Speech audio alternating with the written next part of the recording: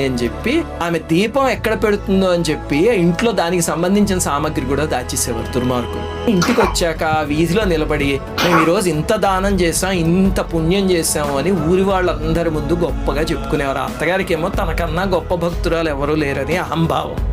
పాపం పోలి ఏం చేసేదంటే వీళ్ళు బయటికి వెళ్ళాక భక్తిగా బావి దగ్గరే స్నానం చేసి పత్తి చెట్టు నుంచి కొంచెం పత్తి కోసుకుని వెన్న చిలికిన తర్వాత కవ్వానికి కొంచెం మిగిలి ఉంటుంది కదా, ఆ వెన్నతోనే తులసి కోట వెనకాల ఎవ్వరికి కనిపించకుండా దీపం పెట్టుకునేది. పాపం ఆమె సహనము, నిష్కల్మషమైన భక్తి, పూనిక చూసి దేవతలకి ఆనందం కలిగింది. కార్తీక మాసం పూర్తయింది. ఊళ్ళో వాళ్ళందరూ చూస్తూ ఉండగా స్వర్గం నుంచి దివ్య విమానం వచ్చింది.